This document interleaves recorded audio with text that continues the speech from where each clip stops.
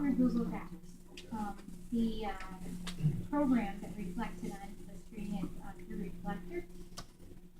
It's not always real nice with presentations. So, you're getting to experience what we get to like go through on a regular basis through our first year of the iPads, because it's like trial and error, and then we figure out how to do the stuff.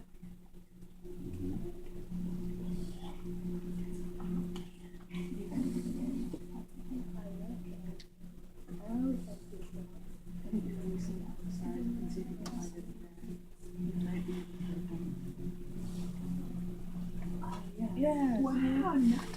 Yeah. Oh yeah. Figured it out.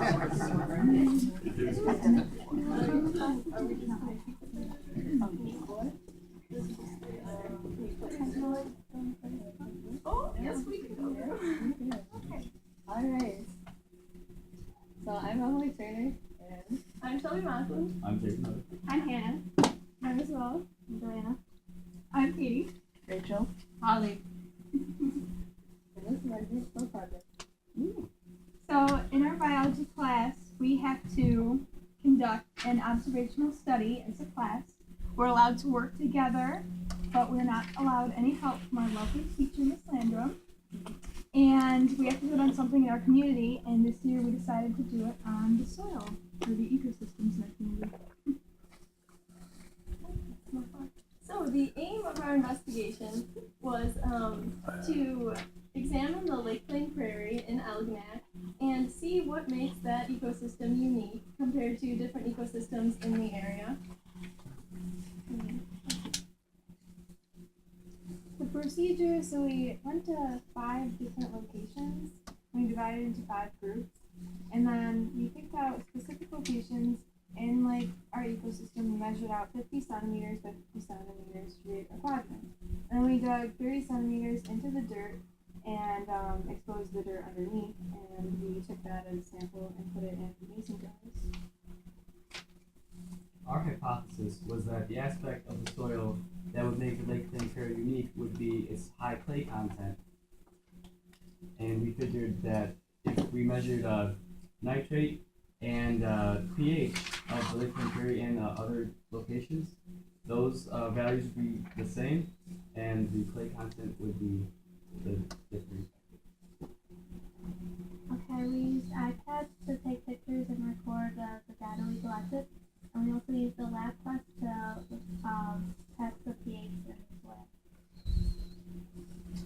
Here are ecosystems we tested. Well, the first one is a marsh, and a marsh is a type of wetland that is dominated by herbaceous plants. And what that means is rather than there being a lot of trees and woody plants, there's more like grasses and in our case phragmites.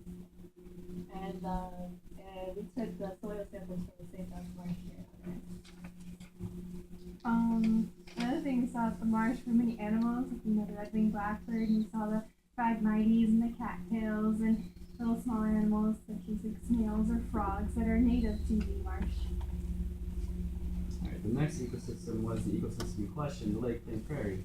And by definition, Lake Plain Prairie is an open area that's populated by tall grass and wildflowers. And it has a high clay content in its soil because as the glacier came through, it carved out the depression and it melted into a lake. And over time, the debris and the sediment formed a clay layer on the bottom, and it dried up, leaving clay. And the soil we collected there was really dark and soft, and it was very pliable, and it felt like clay. So we figured that, well, there's going to be clay in this soil. And there was a huge diversity of wildflowers and all kinds of insects and birds there. So that was an indication of a healthy ecosystem. Another one of the ecosystems we tested was the lakeshore. And so to do this, we took samples from the North Channel in Lake St. Clair. So because we took our samples relatively close to the shore, we figured that there would be a lot of sand present in our samples because it is like a beach where we took it. And the diversity of the plant species was relatively low, consisting of the same few plants. And during our gathering, we did not encounter any animals like some of the other groups, unfortunately. but it would be likely to find snails and other insects in the area. So the group I was in experimented on the forest, and we took the soil. In this area was lots of trees, and this is in like a forest area on Starville Road, and we saw lots of different types of birds and plants there. We found that the soil was full of roots that were really hard to break. So on the right is a picture of one of the girls breaking root and dirt flying everywhere, which was absolutely ridiculous and funny. And then on the left is a quadrant with a picture of a turkey feather from a wild turkey in it. One of the fields that we used was a natural field, and by definition, a natural field is a broad level of expanse of land in a natural area. And in this location, there's not a lot of trees around, but when you dig into the soil, there are some roots from the other trees nearby, and there's like a lot of sunflowers, tall grass, and other flowers, and there's animals like rabbits, sparrows, the occasional deer. There's also hawks, finches, and doves. I also was in the natural field group, and when we dug out the soil, we could see that it was very clumpy, and it felt like there was like a high clay content in the field. And we also noticed that like in the area there wasn't like a lot of vegetation in those specific spots, because like if there's just like weeds, a thin layer, and often you could skim it to expose the dirt. So that was the field. And here's a test that we did. When it comes to plants and pH is one of the most important things that can determine whether the plant takes up enough nutrients. On the scale factor, we have on the pH scale it's 1 to 14, 1 being very acidic, 14 being basic, and in the middle 7 is neutral. And some of the nutrients that can be absorbed by the pH is phosphorus and nitrogen. So it determines like whether the pH is just right, or if it's a little far off or too low, it can actually prevent the nutrients from getting into the plant. This is how we do our pH test. When we could not use the normal test strips because it was a solid instead of a liquid, so we had to utilize the sensors that are incorporated with the lab test. What we found for the pH is all the differences. They were all pretty similar for each group. So we found that the Lake Plain Prairie wasn't, like, the pH of the Lake Plain Prairie wasn't what made it special. So another element of the soil that we tested was nitrate. Nitrate is composed of oxygen and nitrogen, and it's an important source of nitrogen in plants and animals for life. So nitrogen serves as a very vital plant nutrient and helps with tissue development and building immune systems. And also, nitrate also helps plants develop and produce seeds. How you do a nitrate test is you make mud and then you put a chemical called diphenylamine that we got from our chemistry, and a reaction, if it's hot, then there is nitrate, and if it's not, no, there's no nitrate. Alright, move on. Really short, sorry. The data from our nitrate test showed that the Lake Plain Prairie results were not significantly different from any of the others, so we knew that the nitrate wasn't the reason that the Lake Plain Prairie was special. Alright, the next test was the clay silt soil composition test. So soil is composed of three components, being clay, silt, and soil. Each of those has a different particle size. So when you suspend them in water, the sand, large particles, are going to settle first. Silt on top of that, clay on top of that. You can compare the layers and see the ratio between them in the soil. And there you go. Well, how you do a clay silt sand test is you get a mason jar and you fill it with your soil and you let it sit for a long, long time until you found out. Long time. then you what you wanted. and then you observe the different. So out of all the environments that we did, we found out that the Lake Plains Prairie has 25% of clay. That's how much clay was in there, which happens to be the highest amount of clay out of all of the 5 ecosystems. And since that had the highest amount, we realized that's what made the Lake Plains Prairie special.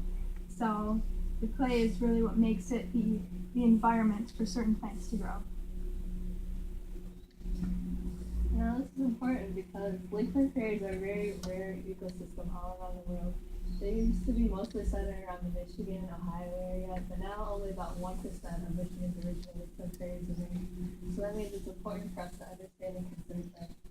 And now the methods currently in use are tree gathering, general upkeep, and regulating species.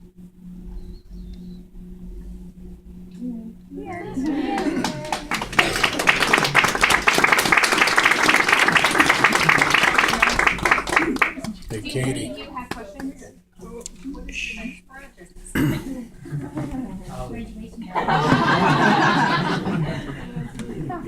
Graduation. Graduation. Let's keep it.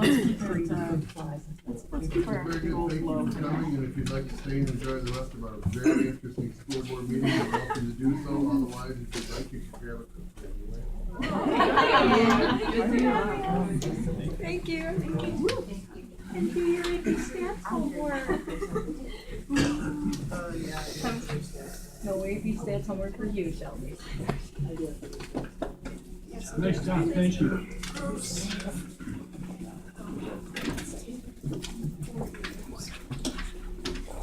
Next, Mr. Lieber and his staff are going to talk about high school iPad update.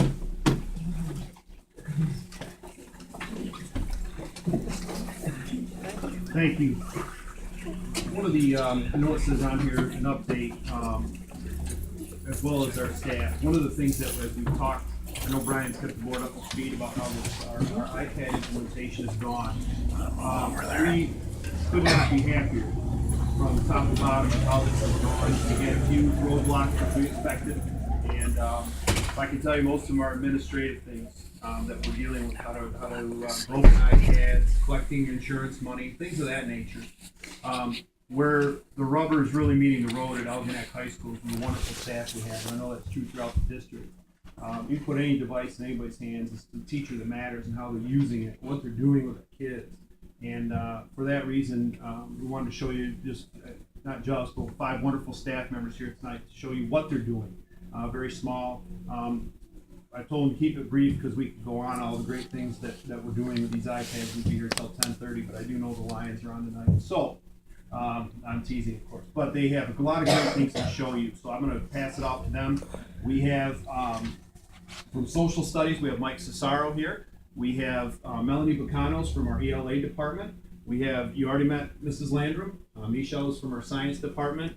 We have Lisa Burns, who I know you've met before, is from our math department. So we have kind of a cross section, and doing a double role tonight, Stephanie Urbon is also from our science department, but she'll also, in addition to science, be sharing something from Carol Bakari, who is our French teacher. She could not be here tonight, but still wanted to share some haiku deck with you. So, Mike.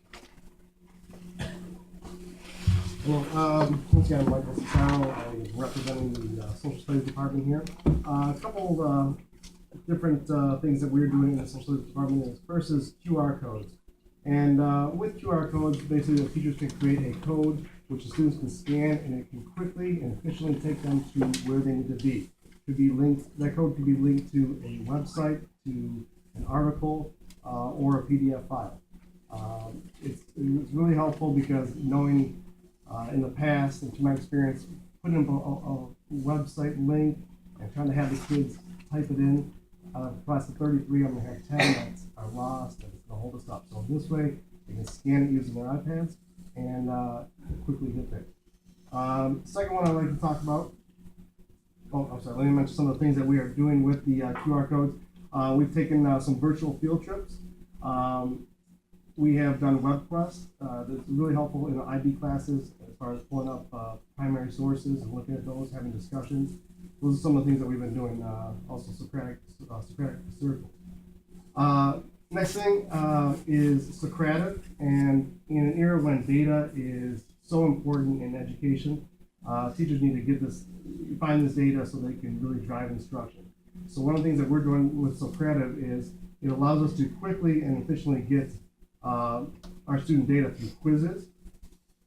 Students can basically log in, enter the teacher's classroom by either entering a code, or teachers can set it so it's their last name. Students will just type in the teacher's last name, and they will then be drawn to that room and they can take the quiz. You get live results as a teacher, so I can see exactly what students are answering. And then I can then go back, I'll get an email list of the percentage of answers that were correct and the percentage that was wrong. So I know as a teacher, I need to know, I can find out what I need to go back and cover before moving on. Last thing with Socrative is exit tickets. Once again, just another quick way to get some information on what did my kids learn today. So before they leave, just pull that up, have them take the little exit ticket or exit exam, and quickly see what things they understood or what they comprehended, what things I might need to recover tomorrow. So with that, I'd like to then bring up Lisa Burns.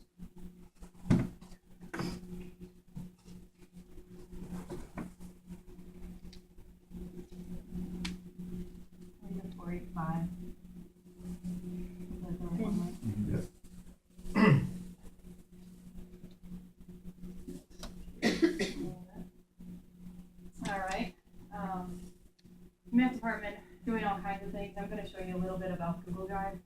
We kind of used it last year a lot. Brian got us communicating with the staff on it. Presenting mostly not only for myself but for Keith Zimmerman, who really couldn't be here when Mr. Lieber asked us to do this for our department. I really chose Keith because he really ran with something. I'm going to kind of show him off more than myself right here. But we could create folders that kids can get to. I have shared folders with my students, for example, if they're absent. I can only put the notes online, they can get them from me. Usually I used to run them off photocopy, came out black and white. Now I can do examples in class like what you're seeing there. It's in full color so they can link things together like it comes from a smart board. It's kind of neat because now I have students who, if they're absent that day, they know it's going to be online, and it's amazing. They come back the next day and the homework's on there too, and they have it done. They missed the day, but the homework's done when they come back because the notes are there and they're clear, they can understand. But like I said, I wanted to show up a little bit for Keith here. I really wish he could be here, and if you get a chance to drop him a message. He's worked super hard this year. Getting his class is fully digital. He's teaching senior math this year.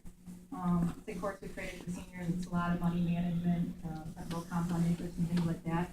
And Keith shared his things with me through Google Drive, so I'll show you. What he's done is created a calendar for his students in Google Drive. It takes a couple minutes to load. It's basically laid out the entire quarter for them. And has days. All the days are set up. Every date is set up. I'm on a really severe lag right here. I'm like about 4 slides behind. But his calendar will come up in a minute here. I'll have the days and dates, and everything in there is absolutely linked to instructional video. Pretty proud of what he did. I wish he could really be here so he could tell you about it more. I asked him to give us a little bit of education on it in the math department. Keith has done what's called flipping your classroom. That is a huge risk, I think, as a teacher, that to just take on and do, especially when we're just integrating technology.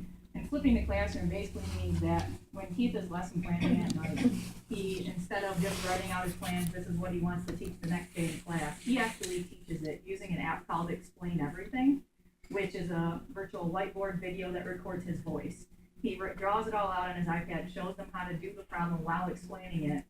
That's the homework the kids take home that night, was to watch that video.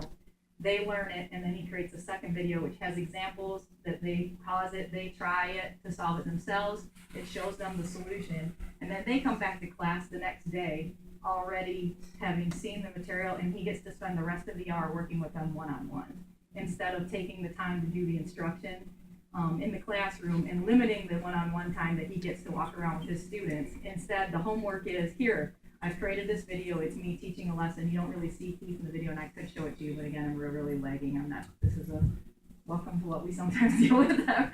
And you have to be a little flexible. You'll have to take my word for it. It's pretty neat, but maybe I could share that another way with you, but, his calendar is pretty, I'm just gonna walk over so you can see it, but, his calendar is very specific. You can just pass it around if you want to.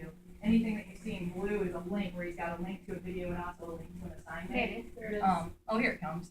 There's finally that calendar's on there. So you see those things linked in blue. He's got every day of the week. That's the entire quarter is planned out. So not only does he have his classroom flipped, so the kids are watching the things at night and then coming in, he's helping them. The kids are almost working at their own pace, because they know the pace that he set for them. But he, has it set up where he would like them to be, but they can kind of work that. Anything that you see there in blue is a link, and you see video 1, video 2. You see things that he calls, I think it's CYO, or it's check on your own, or something like that, where he's got practice problems and assignments and things like that. And I gotta tell you, this took a ton of organization. I really wish he could be eager to show it too, but I wanted him to do that. Unfortunately, he's in Key West. Don't we feel horrible for him right now? So he couldn't be here, but this is just another way of doing, saving time in the classroom, allowing for more time to do one-on-one, particularly in this group of seniors. These kids, if they're in that class, typically aren't our best math students in terms of, having it easy to them. And I think in the initial part, they were struggling with it, but you can see that they really have come a long way with it.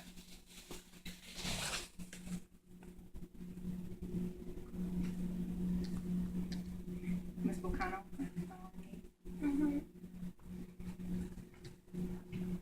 Hello, Melanie Bocano. I'm in the English department. I'm teaching 11th grade European literature this year, and I actually have a completely virtual class this year as well. So the iPads have really been a game changer for me.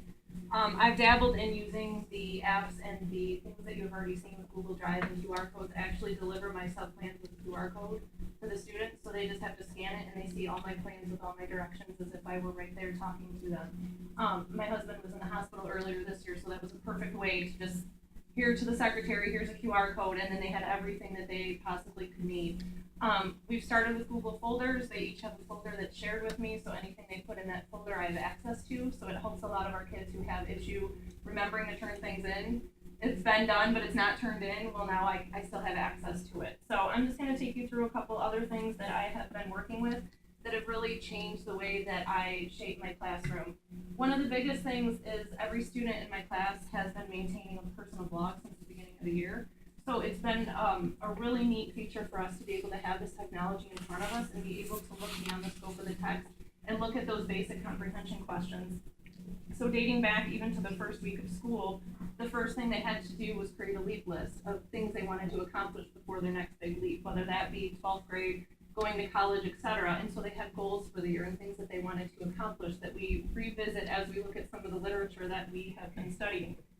And then as we move through, they're just different topics related to some of the things that we've been reading, some of the things that they can agree and disagree with, and put in some of that personal opinion of theirs, and therefore relate to the text, so that they're getting that relation, they're able to scaffold the material that we are looking at. Creative writing by giving things that we're reading new titles and justifying that with information from the text, which is one of our curricular deficiencies. So it's a good way for them to be creative and be able to pull things out of the text. And then just this one that we did today, we are reading the Christmas Carol, and we're talking about the past and things in the past and how they affect their present. So they're looking at some of those personal items as well. And they keep this blog. They shared it with me the first time they did it. So now every time they do a new blog post, all I have to do is go in and click the link, and I have access to their blog post, which has been really neat. Another app that I have made use of is called Pic Collage. And I've used that for various different things. In this instance, it was used as review for character development. So after we read Oedipus the King, they had to create a pic collage, and there were various things on the list that they had to do. They had to put in certain symbols, as you see here with the pictures, describing the character that they chose, symbols that would represent that character. They had to make a prediction. They had to pull out some quotes that aptly described that character. And then they had to give a short summary of that character and basically that character's character. So it was a way for us to review before a test, a way for them to really get to know those characters a little bit better without having to write a full, complete essay. So for those visual learners, it's a way for them to close and critically read and put it in something that was a little bit more interesting to look at. And then it's very easy to share that with me, and they can even present it to the class that way as well. So, and then Miss Landrum's up next.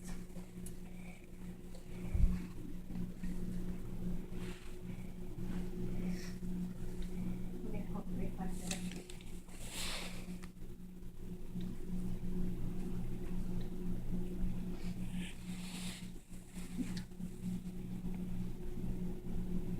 Do you want to use mine? It's the 485. Did you shut yours off? Right now. Why don't you go, and I'm gonna turn mine off and back on, maybe it'll work. Okay.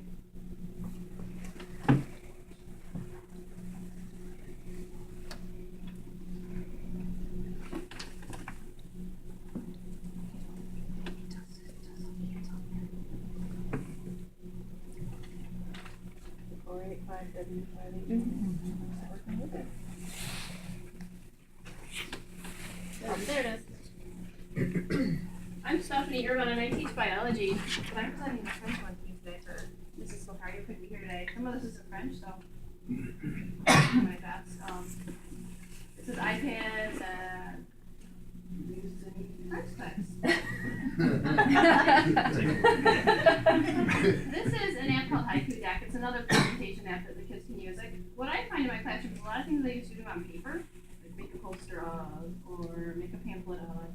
They have these really cool creative apps that they can use or they do it digitally, and that's really neat for them. Mrs. Bokari uses Google Drive, just like most of the other teachers have said. We can share assignments with them. They just have to log on to their Google Drive account, get a copy of the assignment and all the requirements. This is what I need to do, so.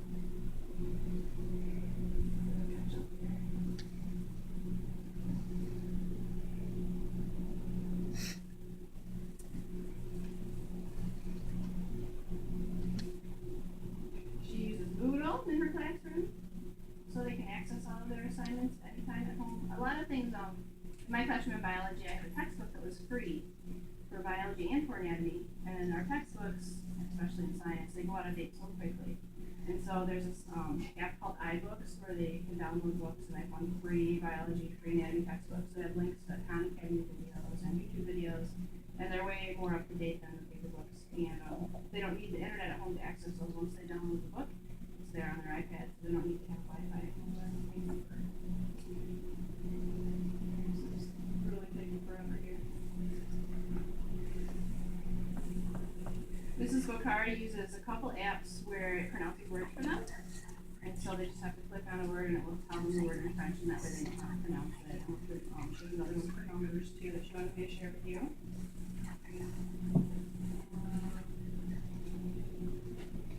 She also uses the Socrative, like Mr. Cesaro talked about, where they come in and they do a quiz and they get the immediate results.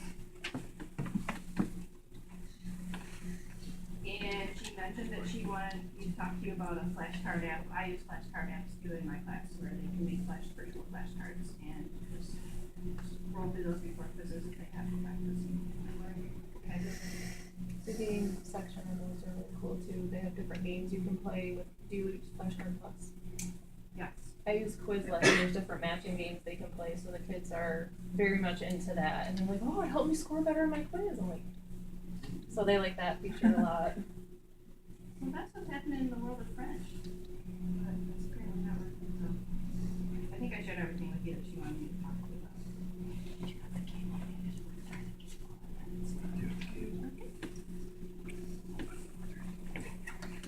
I try the cable with there and mess with it now that it's doing Well, I know that on the first day the staff came into school after the breakfast, I ran into Mrs. Bokari in the hallway, was walking with her for a little while, and I asked her, so how's all of this, gonna work with doing French? And she said, well, I just really hope they don't download Translator. That's my biggest worry because, that'd be like a big cheat. But she was gonna try, she's told me at that time, she was gonna try a couple of different things to get moving in that direction, and that she was very excited about, if this does this, I'm gonna do, so it's, I know that she was excited about having that, fire that stuff up. That was cool. One of on the central podium. Pardon?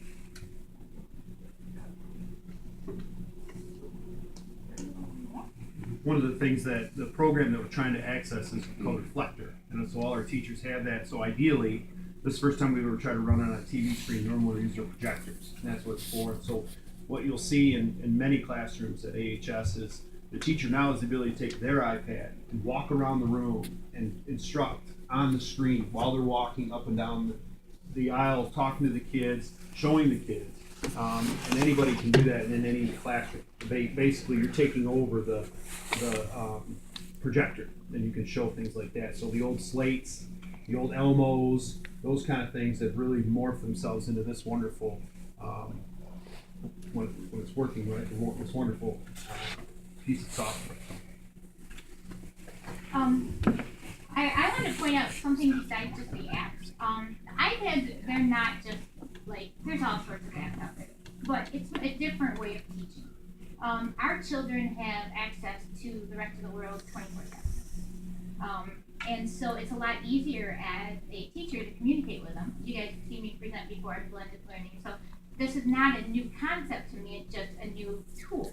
Instead of having the computers in front of them, they have the iPads in front of them. So it's everybody has the ability to communicate with their teachers all the time. I know my son ran into problems with AP Stats last night and was iMessaging his teacher, and I think a little too late. But, and so they have that ability to communicate, which helps, and they don't have the anxiety of having to wait the next morning. They're at your door, right when you walk in about, to bite your head off with questions. And so that's really helpful. Students have access to Moodle. We still have our, all of my classes are on a Moodle platform. So they have complete course available if they have the internet at any time.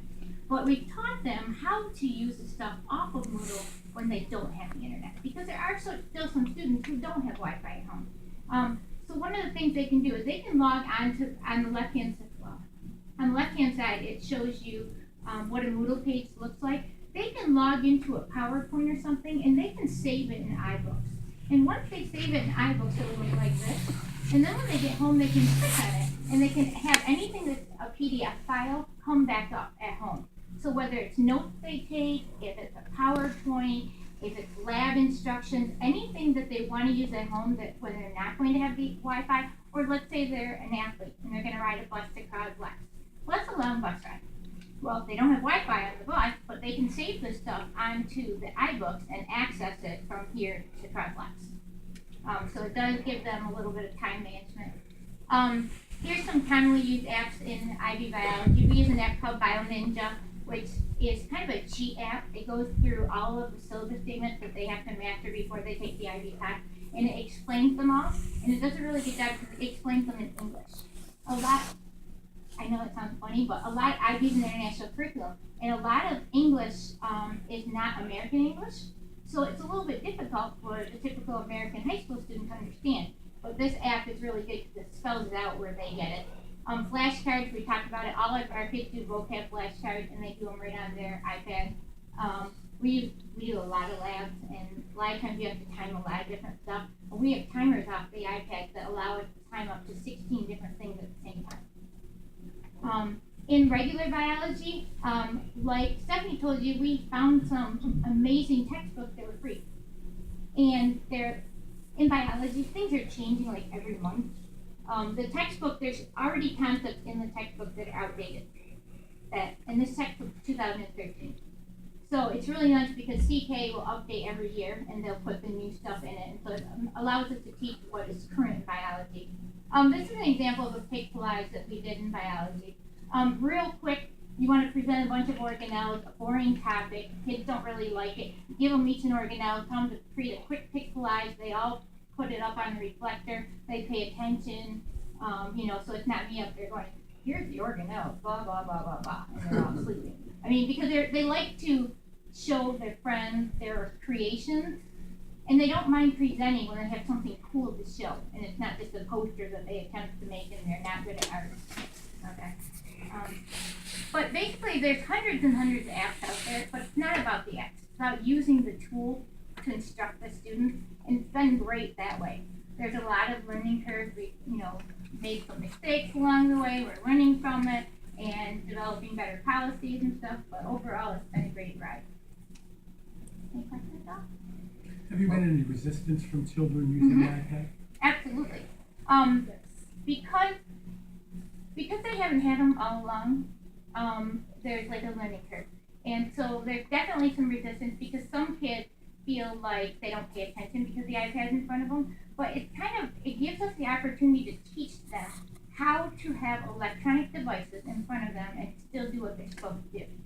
And it is definitely a challenge. But they're going to go to college and they're going to sit through 3-hour boring lectures in a boring lecture hall and have to figure out a way to pay attention. And if they don't pay attention, they're going to fail out. And then they're going to have to, spend a lot of money to retake the test. So this is the time to teach them. Because there's no one there that's going to say, turn your iPads over, it's, a 0 right now, and no one's going to be using their iPad. Their teachers don't care, and if they fail out, they don't care. And, so it's better to make these mistakes now, and then when they do go to college, they'll be better prepared.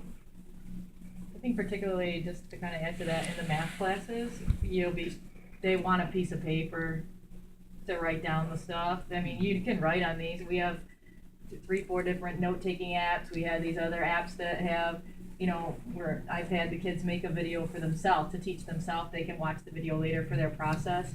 And writing on this takes practice and time, and if they're not patient, particularly with the covers that they have on them, it does make it a little tougher than what they're used to. You'll still, can I just please have a piece of paper? Which is fine. Yes, we still use paper. We are not, Keith's class is a little bit different than what's happening, and that took some getting used to, but he still gives them paper if they want it. So are we gonna go backwards for a little bit before we go forward? It's more of a roller coaster. Do you know what I'm saying? You have a challenge, you figure out how to meet the challenge, and then there's another challenge. You know what I mean? So it's more of a roller coaster ride than going backwards. Are they gonna meet the challenge in time to take their tests? Oh yeah. No, I mean it's more of a refreshing us in classroom management. There is no sitting down and grading up papers because it's consistent management. I mean, you are walking up and down, and making sure they're on task. And I mean, I have a senior, and he said, it is harder to he said it's just you have to get used to doing what you're supposed to be doing instead of doing what else you could do. For me, to add to that, in my classroom, I set up early on, there were expectations for the iPad. When we were quizzing, when we were doing independent work, it was either upside down on your desk or in the basket underneath your seat. And I set that up within the first couple weeks, just had to remind them a couple of times. So now when I say, okay, we have a quiz, instant, flip over or under your seat. So it was like any normal classroom expectation for me. And I don't really have a whole lot of resistance with that. The kids know what I expect and they follow that. So as soon as I say, okay, we're gonna take notes, they open up their Google Drive and they're ready to go, waiting for me to start. So I think it's not necessarily an instance of going backwards, it's just adding another expectation at the very beginning of the year, just with everything else, with your bathroom policy, all that kind of stuff, that helps them know what you specifically expect in your classroom. Remind again, that it's a tool, not a toy.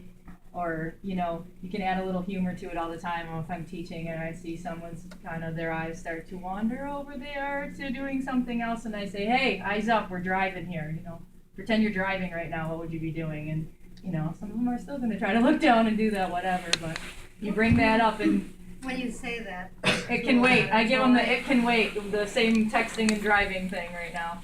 That tool, not a toy, so how can you in a classroom possibly know isn't that hard to know that they're, I mean, I have been told that there's a lot of kids that they get something done and then they're playing a game, and not your educational game is to learn. Are you going to stop it all? No, but you can. There are things that you can do. I mean, we're figuring it out along the way. I think it's the strength. I don't want to speak for everybody here, but the strength of the teacher and the expectation, and if you're changing things, and if you never use them, they're going to want to use them more. If you always use them, they're going to expect to always use them. So it's a balance, I think. For me, there are times when there are iPad times, there are no iPad times. And just like Melanie said, you just need to be clear. It is a lesson in classroom management that none of us ever received. Okay, that so we have to do on I've our been own. misinformed, so it truly is not something that's used constant. Absolutely not. As Brian in my room. explained it to us last year, it was like any other tool that you use in your classroom. So for instance, the analogy we've kind of been using, you don't use markers every day in art class. When you're not using your markers, they're put away. Same thing with your iPad. You're not going to use it every single day in your classroom. So when you're not using it, it's put away. And they know certain times in my classroom, their warm-ups are done on the iPad. Then they sit and wait for what's coming next. They can see on my agenda where we need to go with it. And they know whether they need it out or they need to flip it over, so. And is it, well, I guess this is for you, Mr. Lever, but is it fair to say that most all the teachers at the high school are on the same page, or? Yeah, in fact, we're, yes, and it still all comes down back to the, as it always has, classroom management, you know, and our teachers do a great job of proximity. They're moving around. And this way they know what's going on. They can see how it's going, not only for monitoring, but also the progress. How are we doing with this activity? And so, yeah, it's a good tool, but it's even better in those classrooms that are really, really on top. The lessons are great, and we're lucky enough to have all teachers on board that way. One of the steps we are going to take is December 2nd, we went through our CHAMPS training, which is setting our behavioral expectations. The staff took it one step further on their own, which was awesome, and said, we'd like to create some expectations for technology. And so each and every classroom will be speaking the same language. When we're at a 0, you know, you're able to do this. When we're at a 1, it's this. We're at a 2, it's this. So no matter what classroom you're in, there'll be understanding for that. And so you're following, again, like Melanie said, it's all just setting expectations for the kids. They know where they're at, when they can do what, you know, and then we'll go from there. Well, I follow several of you on Twitter, and I have watched you give tips back and forth to each other and retweet tips from other people in other places about doing all of these kinds of things. So it truly is a team effort for all of the staff. The way I see, you know, from where I sit and where I see it is, you know, everybody's kind of pulling everybody else along and pushing everybody the rest of the way, and I think that's, you know, that's pretty amazing as well. So. Well, we all find like our own tools that work great in our classroom, and if we share them with others, then they can work great in other people's classrooms too. And then the more people that are using them, the better the kids get at using them. And then they understand, you know, expectations. As far as like the iPads and the kids, as the maturity goes up, it's easier. Like, it's a little bit more challenging with freshmen, but we just practice a lot more. It's kind of like, you know, with younger kids, you have to practice using something correctly and, you know, letting them know that, no, there's some consequences. But you can't just hammer them right from the beginning because you've got to give them the practice, you know, to do things right. And there are times when, let's say you give a test or quiz and kids finish at different times. That is probably a nice thing about having the iPad if they, like, you're obviously not going to go on to a new lesson when you're waiting for, you know, 10 kids, but it gives them something to do without disrupting somebody else. But you can go on to another lesson. Some of us have created, you know, when we get done with a quiz and you do that, like I said, like Keith does, we've kind of done that like his and had him show me how to do this stuff with videos. It's amazing. I get done with a test or quiz, some of my kids are done. I made them an instructional video. They go on there, they download it, they put their earbuds in while everybody else is finishing the test, somebody else is moving on. And they're ready for the next day. And you can, I mean, like you said, yes, are they gonna be off task, but would they be off task every once in a while with something else? Yes. And it's with any new. I just don't ever remember that we had board games. Well, with any new technology though, I mean, yeah, when we brought smart boards, right? We didn't have always smart boards. Some of us were around when we first brought a smart board. When you first started writing on that thing and it was virtual writing on the wall, kids were eyes wide staring at that. They weren't really learning from us. They were in awe of what's there. So once they get used to it and the luster a little bit was gone, I think the struggle is easier than it was in the beginning. In the beginning, yeah, of course, we were going to be like, what? We handed them this with Twitter and they can text each other on these things and what did we do? What are we doing? But we figured it out. I'm just curious, what are your thoughts about the challenges as we move forward then? Now, I could see with elementary, I mean, you teach. This is what you do on it. And to me, it would be easier with an elementary kid to say, no, you can't do it. Right? Well, what about the middle school? I mean, have you thought about what those challenges would be? Yeah, we've had the best, that's a great point is, and I hope this answers your question, if not, make sure I do, is it's been, I think the district was in a great position of having the transition that we did.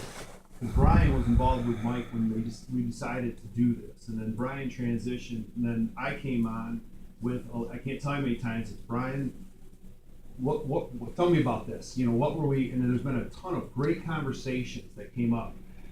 Meanwhile, Brian and I have kept notes on all those, so we can pass those off to the middle school and say, in hopes that you don't hit some of the same roadblocks, even though you're dealing with different age kids, same as the elementary will. And so we've begun at administrative meetings, even on our tech blog that Michelle Weinkuch does, sharing some of these things out. And so there's even troubleshooting guides. Here's what we ran into. Here's the kind of a solution we found for that. So for me, it's been very interesting trying to learn all, you'll get that, how do you eliminate a network and then bring it back, and okay, sounds good. And then coming from the middle school where there's no headphones on and no phone, now it's all out there. So it's been very good for me too to kind of come out of my comfort zone.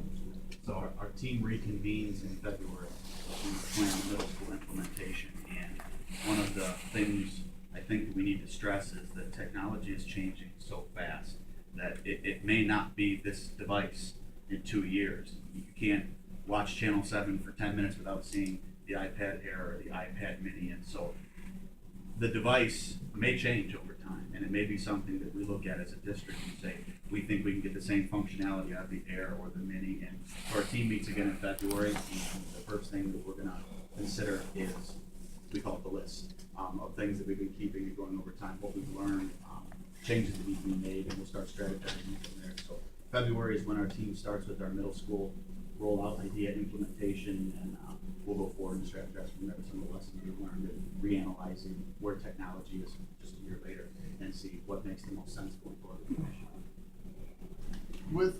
With student growth being a part of evaluations and A to F school grades or the color scale or whichever way you want to refer to it, and all of those things, being able to like your exit ticket thing and various assessments that are happening like in real time while we're still sitting here in the room has to be very beneficial. Does it take a lot of extra time and effort on your part to do that, or is it pretty seamless? With Socratic, it's 5 minutes. Once you get used to it, you use the tool, it's no time at all. And once again, it really can help teach you drive instruction. It really is the evolution of education. I mean, when you take a look at it, when we're teaching Scantron, boy, that was the greatest thing since sliced bread, because it would grade it quick for you, and then you could have that little bit extra time to take a look at your data. And then Data Director came on board, and that's the next level of Scantron. And then if you remember, we bought the suitcases of clickers, right? And the clickers would give you that real-time data, but we were limited because there was only 2 suitcases out of 64 total, and people would fight over them. Now, every kid has them, and so things keep evolving and making it easier to collect that real-time data that we know is so important.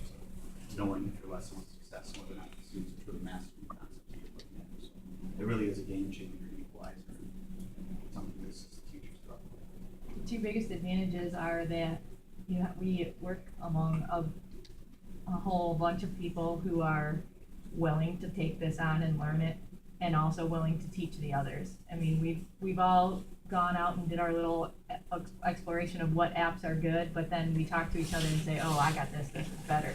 And someone will sit down with you in 5 minutes and show you. And the other thing, besides having the staff together, everyone helping each other, the kids like doing it this way. And they're smarter than us when it comes to technology, and they figure it out before we do. You just have to be the little bit of the leader and the manager at times and let them go. And they'll do it. I'm struggling with goal How difficult is it to resist the resist? A resistor, you mean like in using it at all? They don't want to do the lesson. They don't want to take notes. Is it something that's difficult to train them into a believer, or is it pretty quick once you show? For me, I've had a couple kids who prefer pen and paper because then they say it helps them remember more. But then I sort of show them the things that they can do with the iPad, and so the kids who take notes on the iPad can now share it, and now they can collaborate, and now they can do their questions right on there, looking right at their note. So we sort of build and scaffold on that, and then they can sort of see the advantage putting it on their iPad. So then some of them have started taking pictures of the notes that they have taken on pen and paper, and then they can upload that to certain apps and write on that. So it's sort of a process. You have to show them the benefits to doing that way, and some of their peers will say, oh, it's so much easier if you do this, then you and I can work together in a group. They can just share the document through Google Drive, and all of a sudden they both have it, one piece of paper done, ready to go. So I think it takes a little bit of time for them to see the benefit, and some kids are a little bit more resistant to it at first, but like I said, if I don't force it, they come around to it faster than, oh, you have to do it. We're not a virtual school yet, so sure, if you want to use pen and paper, that's fine, but I challenge you next time to try it on the iPad, see which works better for you type of thing. You have the, I forgot my homework, and then you have 10 kids that go, I didn't. Or you have the kid, I lost my worksheet last night on my way home, and then you have other, I got mine, you know, and they have it. They're carrying, you know, we're carrying the work for 5 classes, they're carrying the textbooks for 2 or 3 classes on one thing. So our kids who have issues with organization, who initially aren't the ones that want to learn the new things, all of a sudden are like, hey, I don't have to carry that book. I don't have to have a binder. There's a lot of choice too. There's a lot of different homework or planner apps they can download. There's different flashcard apps. There's different presentation apps. And if you give them the choice, you know, you have these, you have Haiku Deck, you have Pick Collage, you have Flowboard, you have Prezi. You need to do this information in one of those. And then they do find a comfort zone outside of the piece of paper. They find the one that works best for them, and they've moved a little bit beyond paper. So yeah, they get some choice, and that helps to move them from the naysayers. And I can't imagine a kid not wanting to use something like that, but I'm sure there are, and that's why I'm asking the question. That's exactly what I was going to say when you asked that question, Tim, is that we have to remember that we have kids that resist to do their work all the time, whether we have iPads or not. So we had kids who were resisting listening and paying attention and doing their work, you know, before iPads came along. And when I was in high school, you didn't feel like paying attention, you wrote notes. So now you might try to simply play your game on your app or whatever it might be. But I think if we look at all the benefits that the iPads have, they truly outweigh some of these other little things that we're encountering with kids possibly being off task. I think in my eyes, they must be increasing engagement in order to increase achievement. We need kids to be engaged. So if an app or something kind of fancy, such as a creation or an app or notes on the iPad might engage kids more, I think we're at the game again. Yeah, and I'm all for the iPads. I was just concerned with what portion of kids aren't accepting it and how do we handle it. Well, I think, Tim, part of that too is some of those very teachers that are trying to get those kids are the very ones that perhaps were maybe reluctant, and administrators reluctant and or not knowing to begin with and had to step out of their comfort level. So they understand how that feels. You know, there's many of our teachers where, wait a minute here, what, you know, and they really ran with it. You know, so I think there's a shared feeling they can have with that student and say, I was in your same shoes, let's work through this. It's a little intimidating, the device itself, for some of our kids. You have to remember that some of our kids don't have a cell phone, have never picked up a smartphone or held a tablet device or a touch screen, anything, because they just simply don't have those things. I mean, I picture my father who still can't turn on a VCR, and we don't even have a VCR anymore, and my dad was a lawyer, successful for several years, and when we said we were putting his law books on a CD for his computer, he freaked. You got people that don't, like he said, there were staff members that were reluctant too because technology is something new they have to learn, and it could be crazy. We have kids that are that way too, just because they don't have the luxuries that the other ones had, where they, you know, some kids have had an iPhone forever and it's basically the same thing. You just can't talk to someone like on a phone. But it could be intimidating. I think it was initially for some kids, but they're coming along. And I think that's one of the most important aspects is developing what they call soft skills within technology. And again, in 3 years it may not be this device, but it's going to be some kind of a device. You know, you go to Best Buy, it's a Kindle, it's a Microsoft tablet, it's the iPad, it's the Air, it's the Mini, and jobs of the 21st century, no matter what spectrum they're on, are utilizing these devices. You know, after the storm, we saw the DTE linesman going up taking pictures, and my cable guy was in the other day, and he was fiddling around. And having the ability to have the soft skills that you can adapt to a device, I think is of the utmost importance. And I think all of us can agree that when these students do get to a post-secondary institution, there is going to be a blended or a virtual component, even an organizational component that is going to be demanded to be a part of technology. So having students develop these soft skills with the guidance of teachers, the one-to-one mentoring that this provides, it's definitely an asset. I saw some haiku deck presentations that students put together on the second day of school, okay, that were done and in 20 minutes and presented to the class. The equivalent of a whole book report that would have had to have been written down, whatever, was done in a matter of 20 minutes in lessons learned. I think that's outstanding. Yeah. Thank you. Thank you very much for coming. That's wonderful. Glad to have you.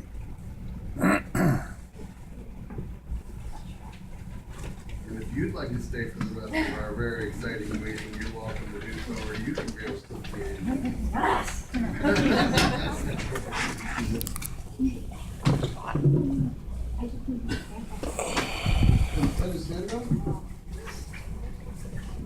Motion, that board application approve all legislation, including agenda, minutes, personnel items, treasurer's report, bills as listed, item D.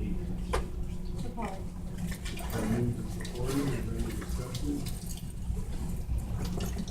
Hearing none, all in favor say aye. Aye. Opposed?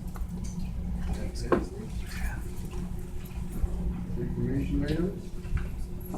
Letters of interest for board officer positions were due today. I have received 4 forms for people interested in president, vice president, secretary, treasurer. We are the same people who hold the positions now. And Nancy handed me a list of the committee appointments for 2013, and I need to revisit some of this. There is an opening on the Building and Site Committee, and Chuck was the alternate on the athletic board, and the seat, the actual seat on the athletic board opened up. And Chuck expressed interest in doing that, so we will need a new alternate for the athletic board. And we will need another person for the building site. You are on building and site, and you are the alternate on ITS.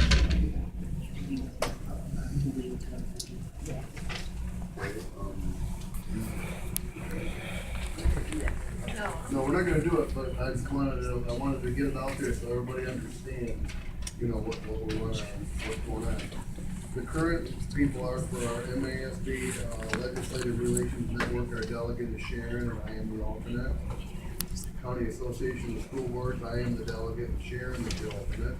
Building and Site is Tim and Mike, and there's a vacancy. ETF is Chuck, Mike is the alternate. ITLC is Beth, with Tim is the alternate. And Athletic Board is Chuck and Tim is He's throwing things. You guys, okay, well, you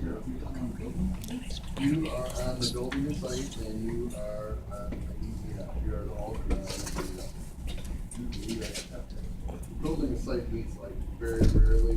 The only times the only times the building and site has ever met in my memory was when they were building Millside. I know they met a bunch of times to pick things out and make recommendations to the board about stuff like that. That's basically all they really do because the administration handle those details. Once a year, you kind of pull in. Right. Yeah. So, but I just wanted to put that out there for anybody and let me know if you're interested or not or whatever, and we'll move forward from there. Anything else? Any administrative reports? Anyone? No one? Board reports? I attended the executive council meeting of the County Association of School Boards. I'd asked Brian what he thought that, I know one of the topics on the agenda for the county association was to pick what topic will be at the January general membership meeting. We usually have a topic that is explained to us or trained to us or something of that nature. And Brian had mentioned year-round school because it's a trend that is coming. It's not going away, and it's something that everybody should probably know a little bit more about. I raised that. Mr. DeGrow was with us for a while. I raised that. He spoke about that and things that can be done without spending money to rearrange how children are educated, redesigning classrooms and things with all sorts of different things. And so we're going to get kind of a mixed bag of 5 or 6 different topics. A little update on the 4/10 of a mil millage that RISA will be seeking in February, and more information to come. That's all I have. More money. January the 14th, the day after our meeting.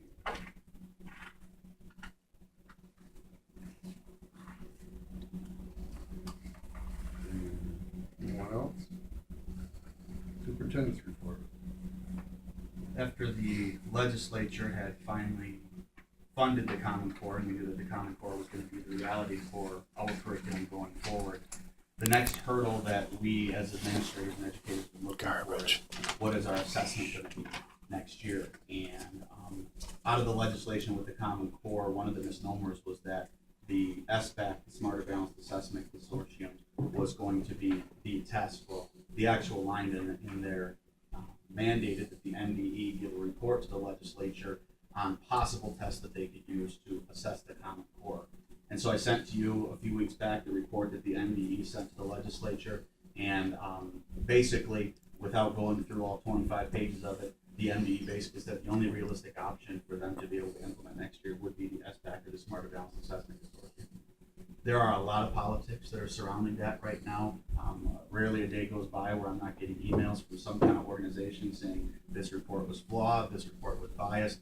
The Michigan Association of Secondary School Principals just released an email out today arguing against the SBAC and for something called the ACT Aspire, which they believe is better aligned to the Common Core. And so I don't believe we've seen the last of this debate. I think this debate is going to continue. If you ask me to make an educated guess and throw $5 on it, I would say we're probably going to be implementing the Smarter Balance test next year. That would be my guess. But at this point in time, it still has not been confirmed. It still is up to the legislature right now to make the final decision. And we are still holding tight on our TRIG grant money. We do still have approximately $18,000 in TRIG grant money, which will most likely double by the end of the year for our incentive goals to get it, to be able to be tech ready for the SBAC, but we're holding tight to it. So we have a firm grasp on what tech ready means when they release the requirements for the SBAC. So we are sitting tight. We're waiting for that guidance. We expect there to be a little bit of movement when the legislature comes back in session after the holiday break. And a lot of legislation has been swirling about. It seems like the focus in the last week amongst the legislature was a lot of issues that surrounded education. They were really tackling 4 main issues. One, they have been getting a lot of resistance to the color-coded accountability scorecards that we got. They were very confusing for people to read. Parents couldn't quite get a better understanding of truly what it meant, and so there were those in the legislature arguing to go back to a traditional letter grade system. Another piece of it revolved around modifying the Michigan merit curriculum, and this piece really was about the foreign language requirement. A lot of schools are having some issues putting those 2 years of foreign language into the secondary curriculum. There was another piece that surrounded mandatory retention of 3rd graders, and then the final piece was the expansion of the EAA and trying to expand the scope of the EAA to add more schools that are in the bottom 5% of the state to that organization. A lot of politics were surrounding that. Again, emails flurrying and flying. We were in contact with our legislators, our views on those, and every single one of those really didn't make it through the House and kind of left before the holiday break with no action. So we'll continue to monitor. I think that these debates will pick back up once time comes back and the legislature comes back in session again, education seems to be a pretty prevalent topic right now amongst our legislatures. Rich Ramsey was in today of the MASB search firm, and he met with Nancy and met with Al to get some of the preliminary information to Rich. He will be here at our organizational meeting in January, and he plans to be here for approximately an hour. And the one thing that he told Al that I'm going to relate to you is bring your calendars. He expects to have his timeline firm and set after the organizational meeting. So Rich was very enthusiastic today, is excited to get started, and we'll be here in January to establish timelines, and we'll be here for approximately an hour. And Brian and I discussed the organizational meeting that we'll have Mr. Ramsey at the end of the meeting. So we'll have our consent agenda, our elections, our consent agenda, our information items, any action items, and then Mr. Ramsey. So those of you who might be a little bit tardy won't miss out on that. That should kind of help. No, keeping it on Monday. She's just going to be a little bit tardy, but we should be her timeline and our timeline. It should work out just about right for him to get here. We can take a little break while we wait or whatever. And she can let it. You and I will work that. We'll get that figured out. We were notified on Tuesday by the NDE Office of Field Services that we were randomly selected for an on-site review of our McKinney-Vento programming, and McKinney-Vento has to do with the identification of services of our homeless students, and so they haven't given us a firm date yet. We just got the email saying that you were selected, and so we will be hosting them. Mr. Latosa coordinates those activities along with our administrators, so we are looking forward to that on-site audit to make sure that we're doing everything that we can to help service our homeless students, and look forward to their feedback to be able to progress and move forward and make sure we're optimizing what we offer. And ever since the last board meeting, a bulk of my time has been spent on working on the budget survey. Now that we have our target goal of 6 to 7.5%, been working diligently with Lori. We spend many hours with each other throughout the day working on ideas and developing the survey that's going to be delivered to the public. I sent to you all the 8 confirmed dates that I have thus far. Still waiting on some dates back in the groups. Right now we're at 8. We're probably going to end up somewhere in the 11 to 12 presentations. And as I noted in the Friday letter, I'll be sure to share that presentation with you all. Plan to have that done over the holiday break before we get to the community and start soliciting.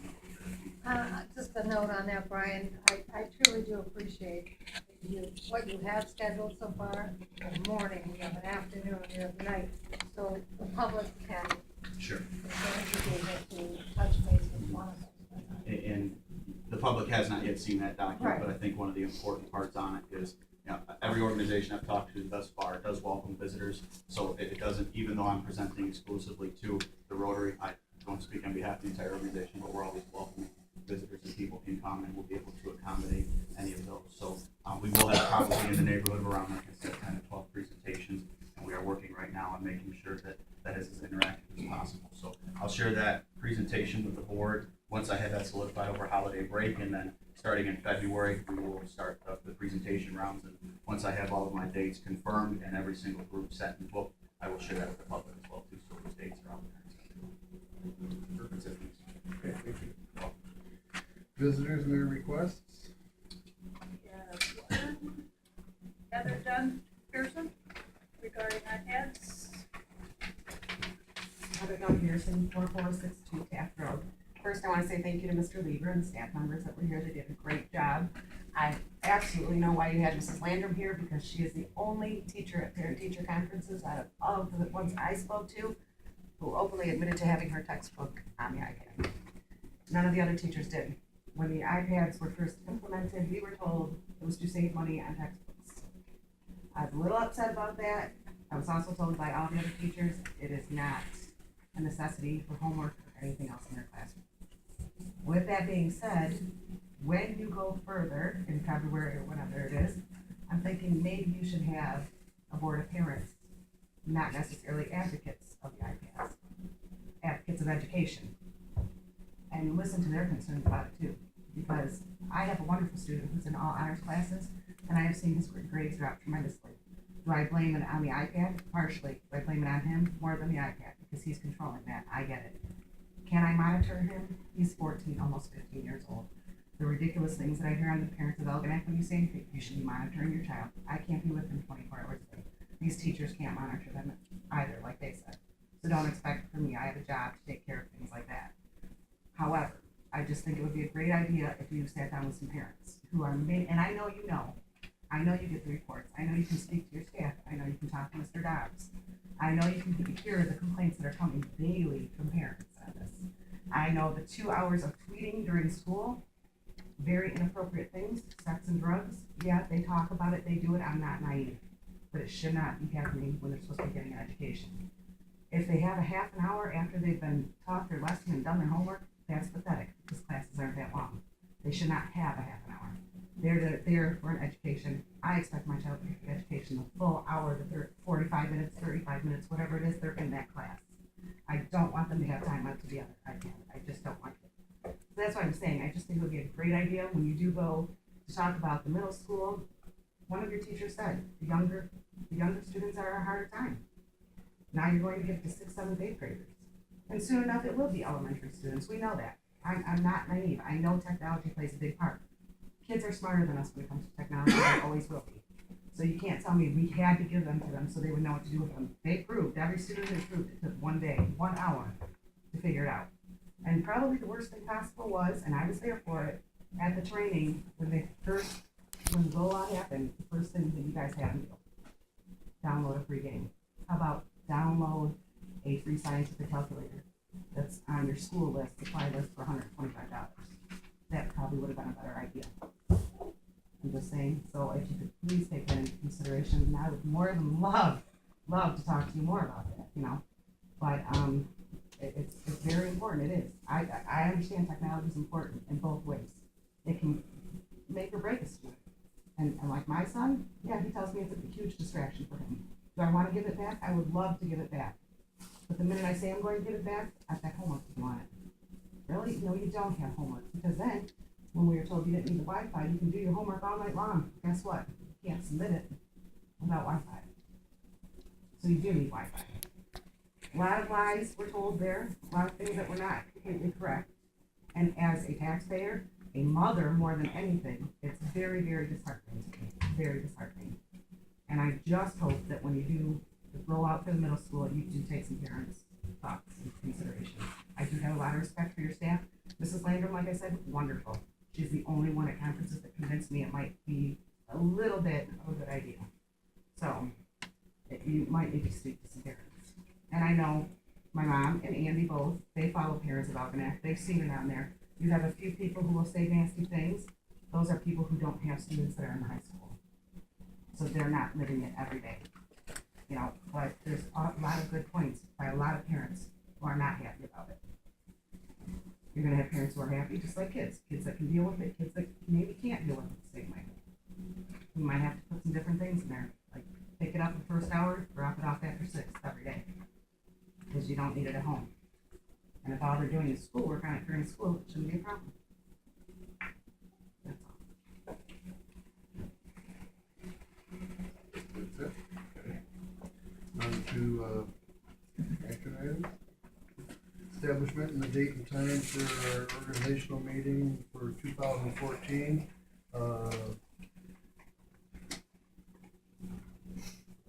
January 13th.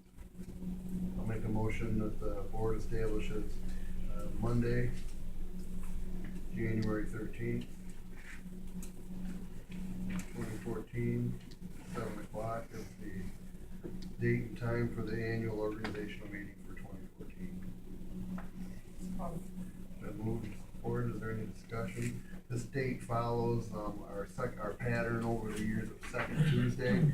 When our organizational meetings were in July, they were always on the second Tuesday in July. When you'll recall, we moved our organizational meetings to January once 6-year terms came in, and we adjusted the board terms and then moved into 6-year terms. We moved it to January, and so the second week of January, kind of in keeping with past practice. So that's where it came from. Any other discussion? Hearing none, all those in favor say aye. Aye. Opposed? That passes. Approval of KS invoices. I'd like to, request approval from this vote due to the possible conflict of interest. I'll make a motion that Susan Trevelcock should be recused from the vote on this motion due to a possible conflict of interest. Then move to support, John. Any discussion? Hearing none, all those in favor say aye. Aye. Any opposed? That passes.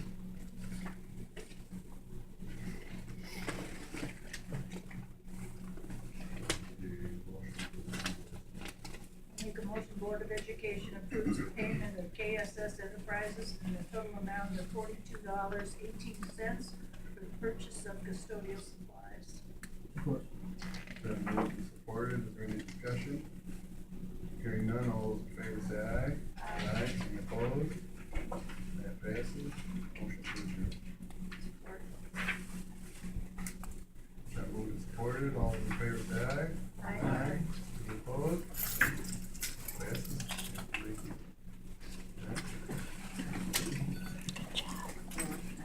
I agree. Like that.